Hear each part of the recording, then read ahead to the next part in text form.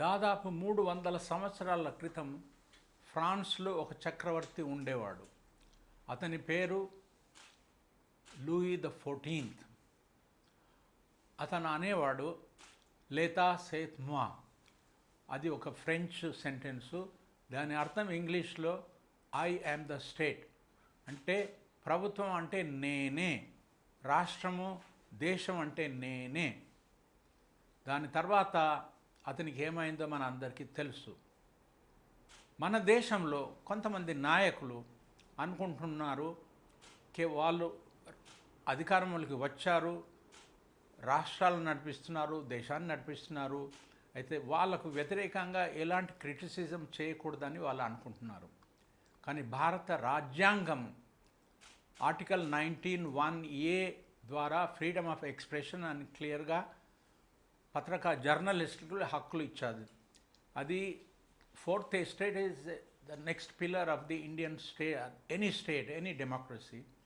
అలాంటప్పుడు తెలంగాణ అంటే రాష్ట్రంలో తెలంగాణ పోలీస్ వాళ్ళు 200 కేసులు సోషల్ మీడియా కంటెంట్ రైటర్స్ మీద కేసు వేశారు. తర్వాత ఎక్స్ను, ట్విట్టర్, ఫార్మర్లీ ట్విట్టర్, దాన్ని ఆ కంటెంట్ను తీసేయాలని చేస్తున్నారు.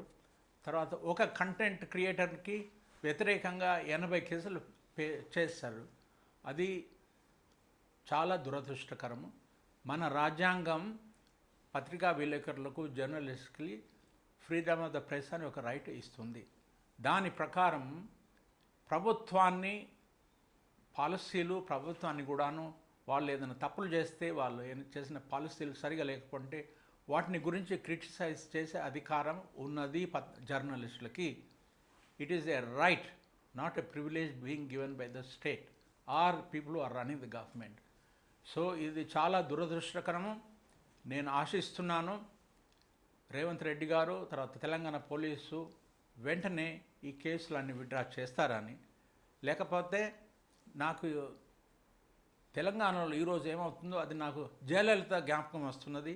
ఆమె ముఖ్యమంత్రిగా తమిళనాడులో ఉన్నప్పుడు హిందూ మరియు వేరే పత్రికలకు వ్యతిరేకంగా 200 కేసులు ఆమె ఫైల్ చేశారు. అయితే కోర్టులన్నీ వాటిని రిజెక్ట్ చేసింది. తర్వాత ఆమె చచ్చిపోయినప్పుడు ఆ కేసులన్నీ మాయమైపోయాయి.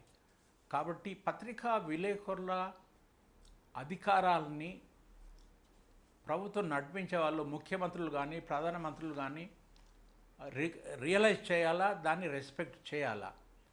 వాళ్ళు దేశ మంచి కోసమే. It is criticism A part of democracy. Democracy అంటే క్రిటిసిజం కూడా ఉండాలా. ఎవరైనా తప్పులు చూపించి చెప్పకపోతే ప్రభుత్వ నడిపించే నాయకులు కానీ అధికారులు కానీ వాళ్ళు అనుకుంటున్నారు మేము చేసే పని అంతా సరిగానే ఉందని. భారత ప్రభుత్వం కూడా ఒకసారి 8,000